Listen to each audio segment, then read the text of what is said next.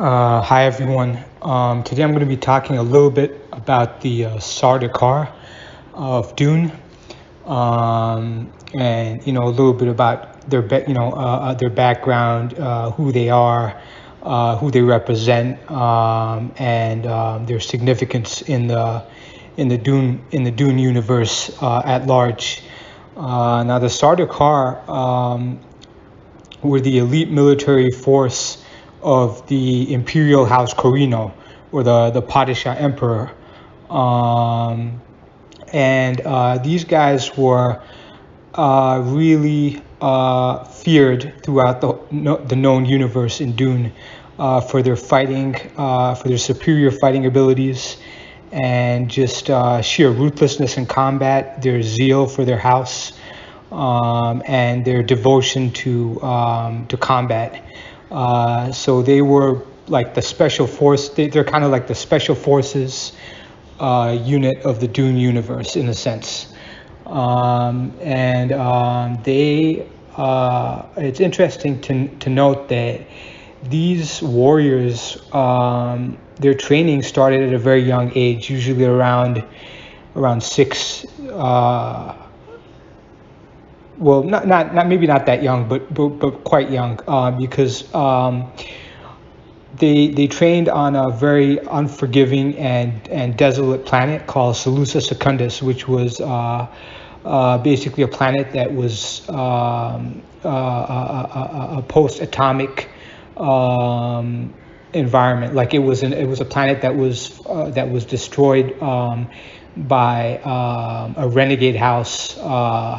If you read some of the Dune prequels, they talk about Salusa Secundus, how it was once a moderate world with a temperate climate, and it was then destroyed by a house that went renegade and used atomics on the surface, and that's how Salusa Secundus was rendered basically a post-atomic hell planet.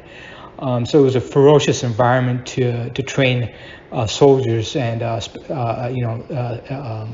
basically any kind of training that was done on that planet was extremely intense and brutal. So the Sardaukar were trained on this planet, Salusa Secundus, in a ferocious natural environment that saw almost half, about 6 out of every 13 warriors died before the age of 11. So they started training really young, and this intense training gave them formidable, swordsmanship and combat abilities. Not only in terms of physical combat, but it also, they were sometimes used as undercover agents and spies, and they were trained as such. It was almost like their devotion to combat had a certain a kind of a religious fervor to it. They were so dedicated and so loyal to the emperor.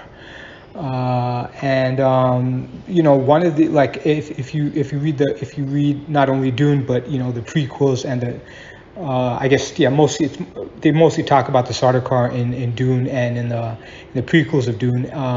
These guys were comparable to a swords master, not a swords master, but a Ginaz 10th level swordsman, and they were cunning, not just physically strong and powerful in combat, but cunning and they had a range of different abilities. They were like, I guess one of these guys could probably take down 5 or 6 warriors from the other houses of Dune with ease. They were that good. They were a match for like 5 or 6 regular conscripts or whatever, so they had, as I said before, they trained on Salusa Secundus, and on Dune they were actually pitted against the Fremen and what remained of House Atreides. When Paul Atreides led the uprising against the Emperor and the Harkonnen. the Fremen actually didn't really respect the Harkonnen soldiers very much. They thought of them as not really much, not having a very good sense of this. They just didn't think much of the Harkonnen soldiers. They thought that they were kind of not very good at not very good fighters, maybe a little bit cowardly, weak in some senses. But they judged the Sardaukar as worthy opponents and respected them. And the Fremen were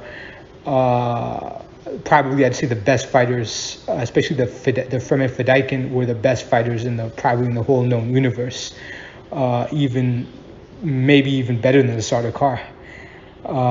So that says a lot for the Sardaukar. And beyond that, after I guess what happened to the Sardaukar after Paul Atreides defeated the Emperor and the whole like once the Emperor was no longer in power, the Sardaukar became kind of like a marginal force. Not really, they didn't have the same significance or importance after the Paul's Jihad. So it's interesting to know to discover that too. The Sardaukar fighting style was unique. They could, if the Sardaukar were disguised, like if you read the original Dune novel, they talk about how the Sardaukar were disguised in Harkonnen uniforms when they attacked House Atreides on Dune, but the Atreides forces could recognize them because they had a distinct style of fighting, which was unique to the Sardaukar. And they used the different weapons, kinjals, daggers, swords, a kind of what they call a shigawire garret, which was like a sharp wire that they used to hide in their long hair. They used to wear their hair long. That was a trademark of the Sardaukar, long hair. And what else? They, were able to also serve, as I said before, as covert operatives. They were able to hide in groups, blend in among different groups before striking their intended target.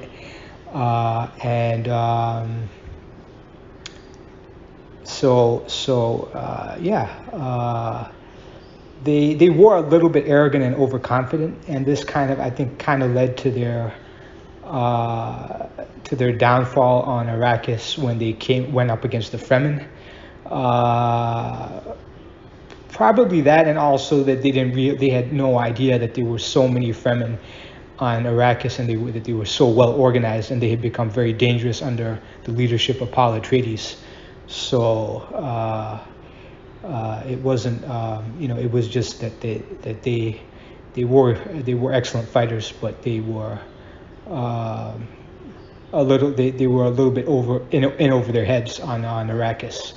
And it's interesting to note, I guess a standard legion of Sardaukar is approximately, I think, 30,000 men.